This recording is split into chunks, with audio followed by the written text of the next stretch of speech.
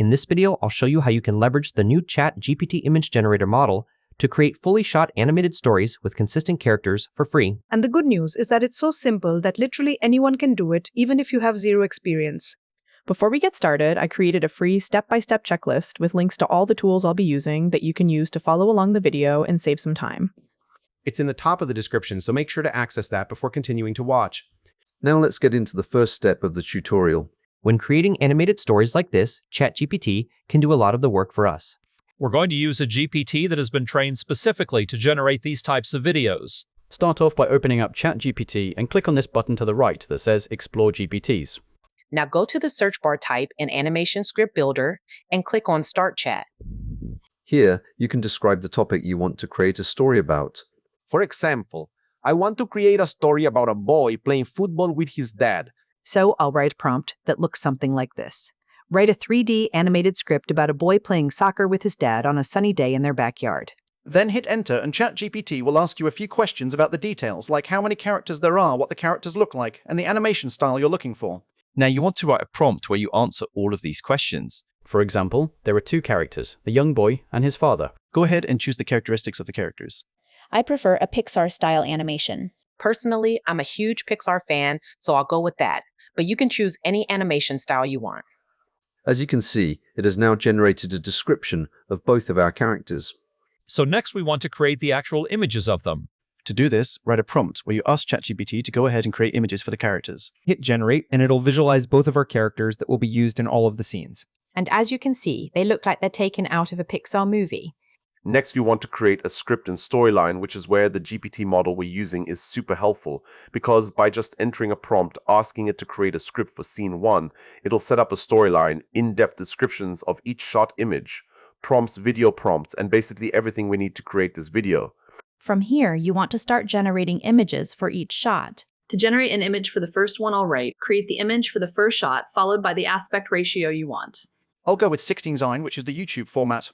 This will signalize ChatGPT to use the image-to-text prompt for shot 1. This is the image it came up with. Now you want to continue doing the same thing until you've generated images for all of the shots. I've now generated all of the images. And notice how it's keeping the characters consistent throughout the entire story without me even having to instruct it to do so. The clothing, their appearance, the environment is all staying the exact same.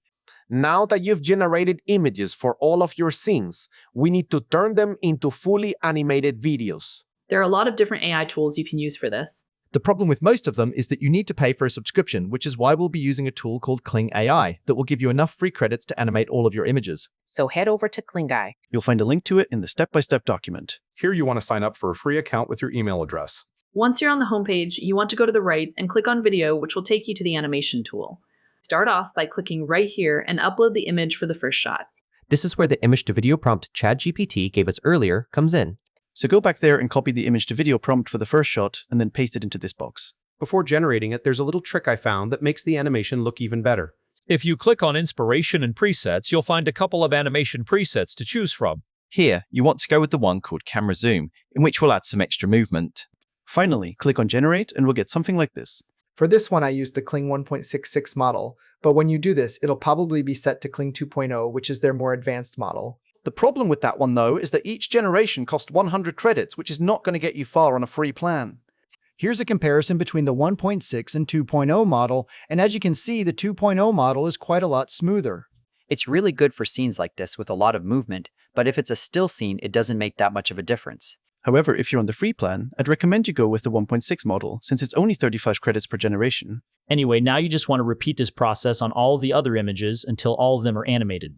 Here you can see a few examples of how mine turned out. Now let's move on to the next step, adding voiceovers. Earlier, ChatGPT gave us a dialogue for some of the prompts when the character is saying something. For example, here in shot 2, the boy is saying, "You can't get past." To create a voiceover for this, we need to use a text-to-spec tool like 11 Labs, which in my opinion is the one with the most realistic voices. So head over there, click on Text-to-Speech, and paste in the dialogue from ChatGPT. Pick a voice that matches the character and hit Generate Speech. Sometimes it can mess up the pronunciation, so you might have to regenerate it a couple of times before downloading it. Next, go back to Kling AI and find the clip you want to add a voiceover to. Then click on this button that says Lip Sync Upload Local Dubbing, and finally upload the file we just downloaded from 11 Labs. Then hit Generate and it'll automatically add the voiceover and lip sync it with the character. Now continue adding voiceovers the same way to all the clips that have a dialogue in them. Once they're all done, and you've created all the images, animations, and lip syncing, the final thing we have to do is editing it all together. You can use any editing software you want for this. Personally, I like Premiere Pro, but since I told you I'd show you how to do this for free, we're going to use CapCut. Start off by creating a new project and import all of the animated videos. Then drag them to the timeline one by one in chronological order, and cut out any parts you don't want. Now the final thing you have to do, which is extremely important, is the sound design. It's the difference between a good video and a great video. The reason a lot of people struggle with this is because they don't know where to find sound effects. So I'm about to show you 2 ways to do it for free. The first method is using a website like Pixabay that has thousands of sound effects available for free. All you got to do is head over to their website, click on sound effects, and search for the sound you're looking for. Once you found one you like, just click on the download button to the right. The second method is actually even more simple. A few years ago, I started collecting all the most useful and viral sound effects I use for my own videos in a Google Drive folder, which I recently made public for anyone to use. In there, you'll find any sound effect you need. And if you want it for yourself, you'll find it inside the step-by-step document. So now I'll just spend some time collecting sound effects using these 2 methods and start adding them to the video.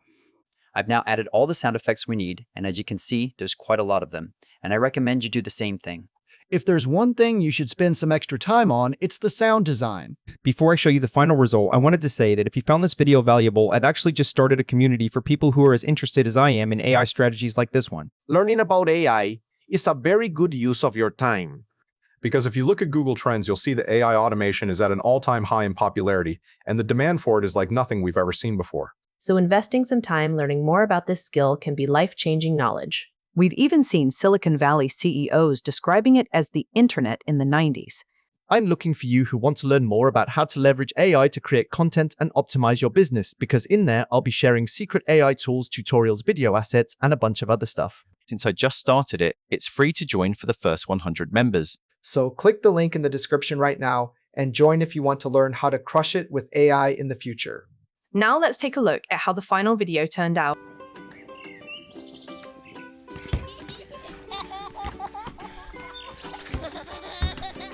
You can't get past me! Oh yeah? Then watch this. You're cheating! No, I'm not. Nice try, Dad!